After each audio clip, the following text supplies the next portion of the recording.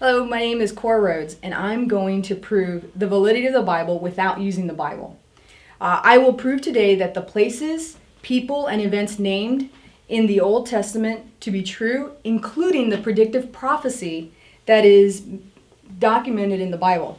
Then I'm going to prove the existence of Jesus and who he says he is, and the people who played a role in his life. I'm going to prove for them to be true. First, I'm going to start here with, these are real life pictures of places that are mentioned in the Old Testament. You'll see there's Mount Ararat. It's mentioned 4 times in the Noah story, the Noah account. There's Mount Sinai. That's mentioned 25 times in the Old Testament. And then here's the Mount of Olives, which is mentioned 14 times in the Bible. Jerusalem, as it is today, it's mentioned 801 times throughout the Bible. So now I'm going to go on to the book of Exodus. It's an entire book, which is the second book in from the beginning, 40 chapters long, all take place surrounding these characters in the Bible, and obviously it's the story of the nation of Israel becoming a nation. And in the book of Exodus, it's documented that the nation of Israel was under a Pharaoh as their slaves. Well, the Pharaoh killed the Hebrew children, or the Israelite children, and that's his name. It's hard to pronounce. I'm not going to try. But here's the monument of that actual Pharaoh that lived. And here's the interesting thing. When he was alive, he had a daughter that rescued a Hebrew baby, an Israelite baby. This daughter was the one who rescued Moses, and she had a younger brother. Well, their father died not soon after, but a few years after he made that proclamation to kill all the Hebrew children, and so she became the Pharaoh until her younger brother was old enough. But here's the interesting thing. So she's the one who adopted Moses, raised him and everything, and she becomes Pharaoh. When her younger brother, the story's all written in hieroglyphics, when their younger brother is the Pharaoh, that's when Moses is fleeing into the land of Midian, and he's there for 40 years. It's when this brother dies, her brother dies, his son, Tutmosis III, is the one who's on the throne when Moses comes back from the wilderness 40 years later and is dealing with this Pharaoh, and that's where we have the 10 plagues. Now here's the interesting thing. This is how we know this is the Pharaoh and not another Pharaoh, because the 10 plagues that are documented in the Bible happen to be plagues that attacked the exportation goods that Egypt was exporting out to other in other nations. It attacked their water source, it attacked their food source, and including their wealth was attacked by the 10 different plagues. And of course it attacked all 10 of the major Egyptian gods. So here, God really rocked their world in attacking all those different things. Now here's the most interesting thing. The 10th plague attacked the successor to the throne. And then, the story of Exodus, at the end, the entire slave force, the workforce, leaves the country.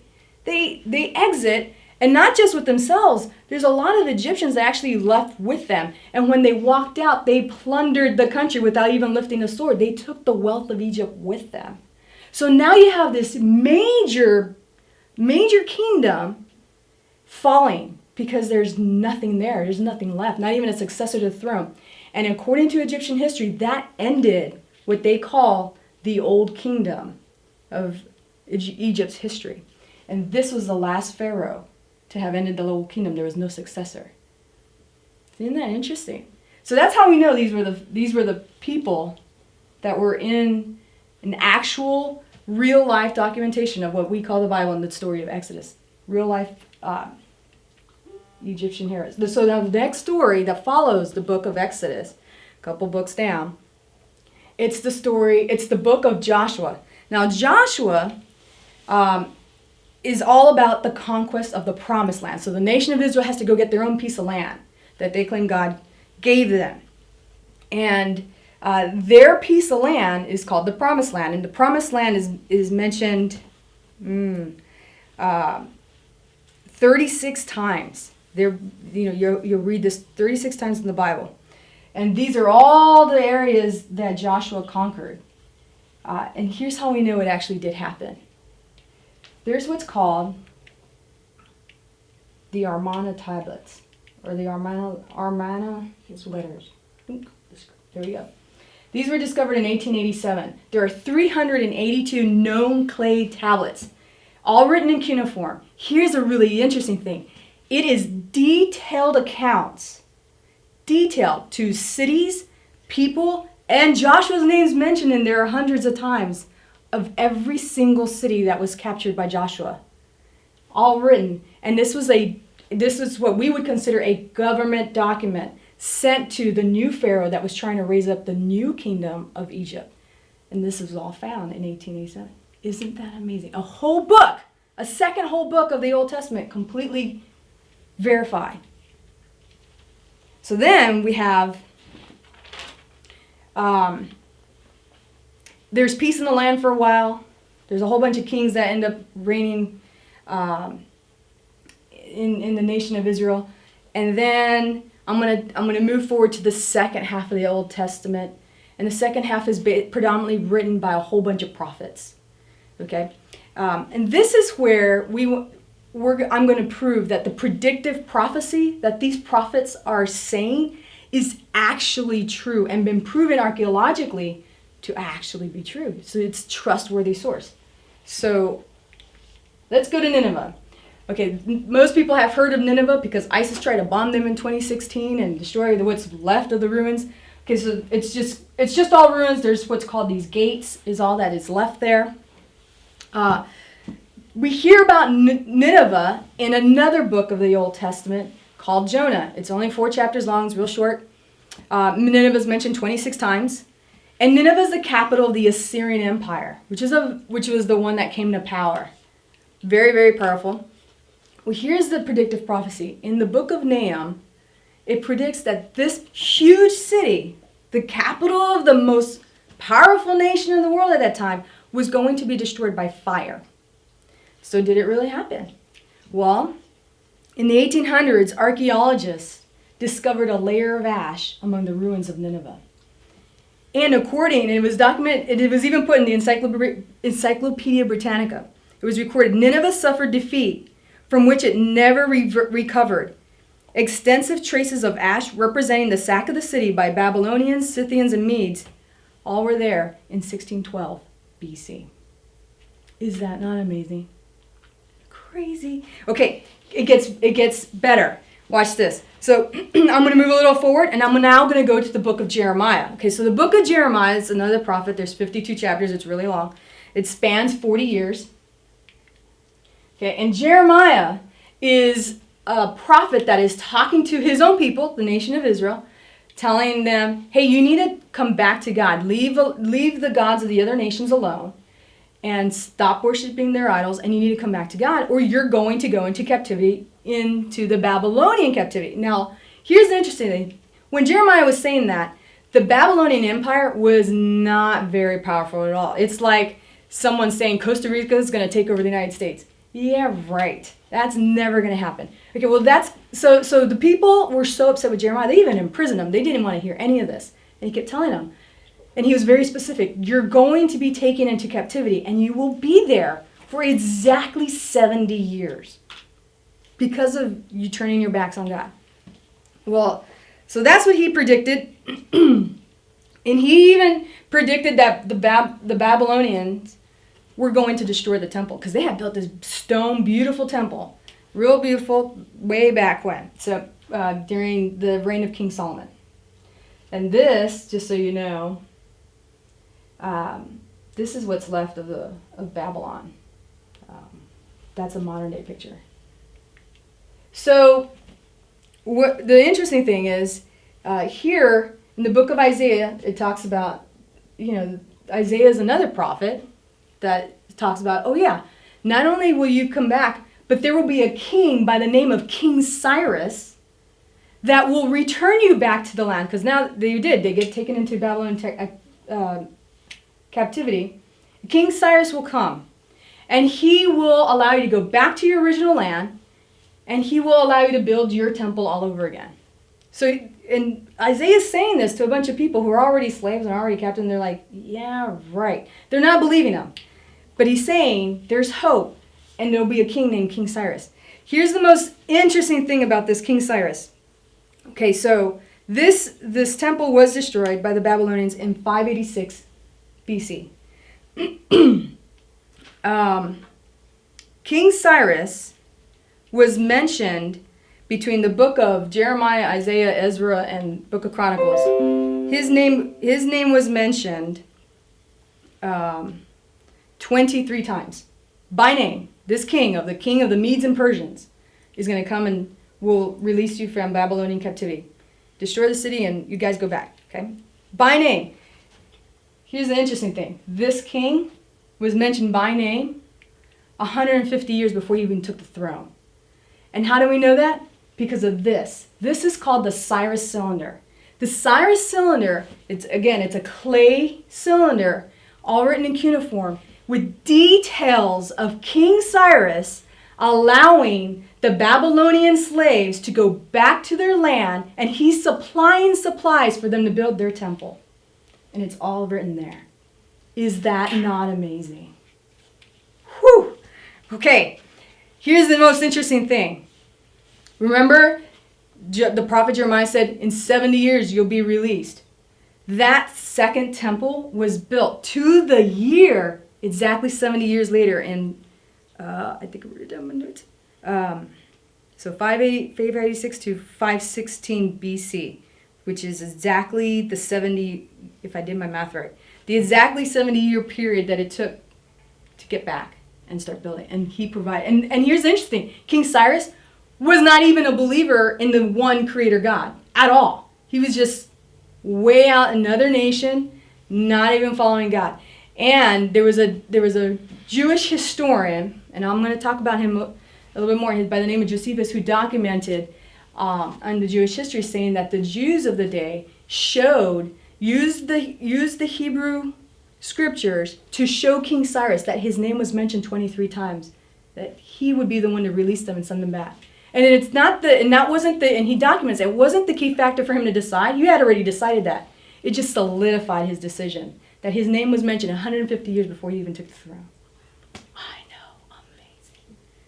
So that's cuneiform. So now here's the question. So what about the New Testament? That's all Old Testament prophecy, and that's just a few of the evidence that's out there. There's so much more out there. That's just a few. What about the New Testament? What about Jesus? Was he really real? Did he even exist? His claim to be God, is that even been proven?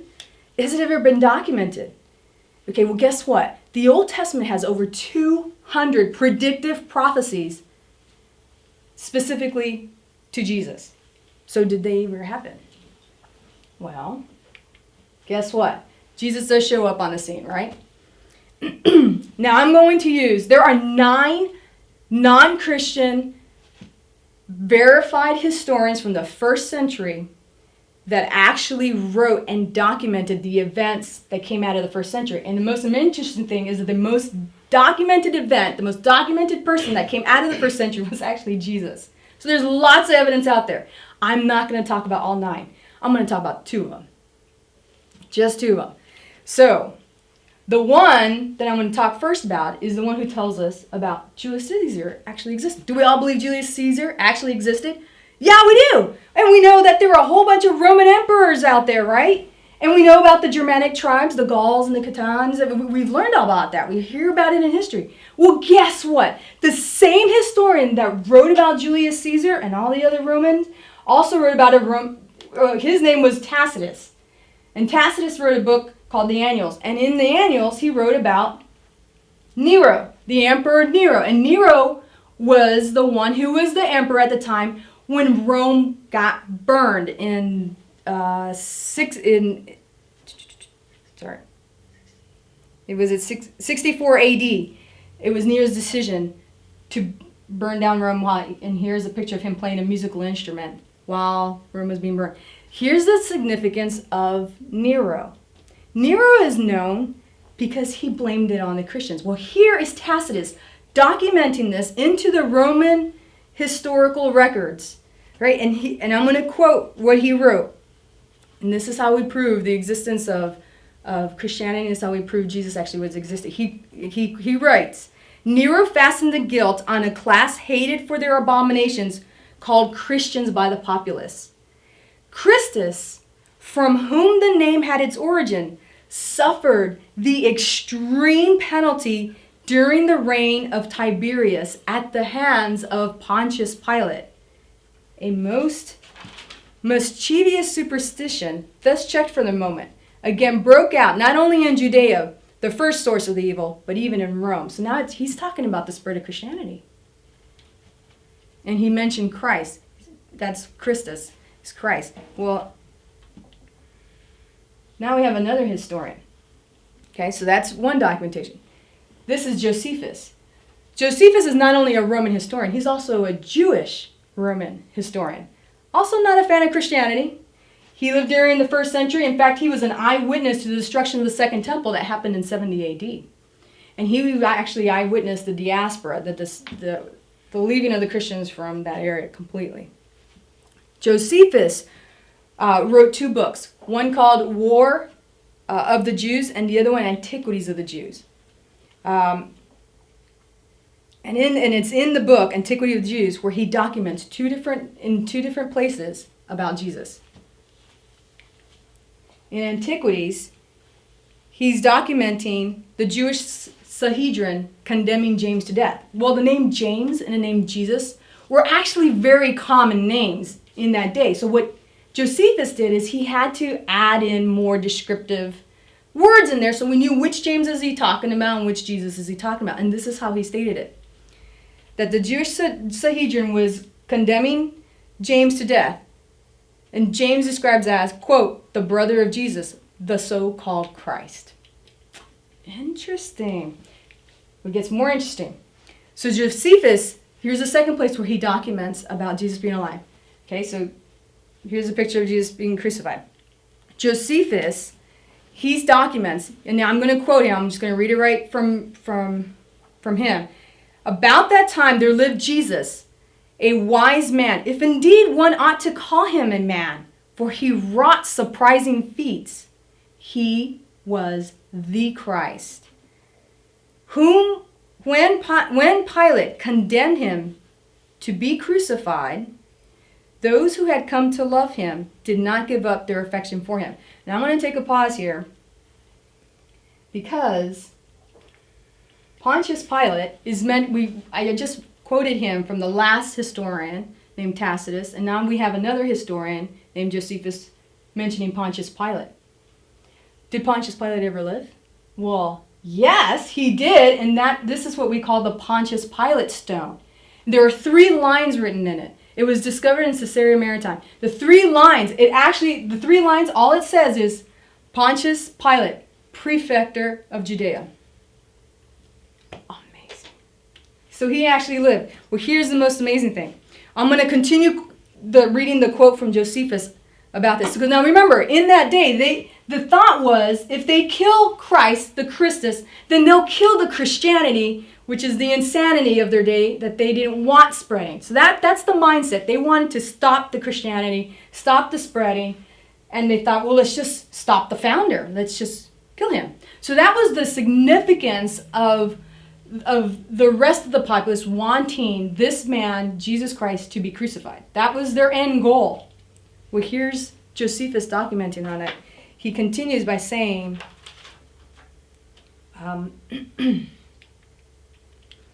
he writes, on the 3rd day, he appeared, that's talking about Jesus Christ, restored to life. And the tribe of Christians has not disappeared. There it is. Everything in a nutshell.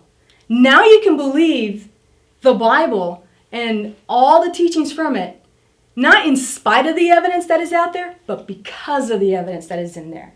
And that's somewhat quote from Detective J. Warner Wallace. He wrote a book called Cold Case Christianity, and that's what got me started on this journey. It shows a tip of the iceberg of all the evidence that is out there. There's so much more out there.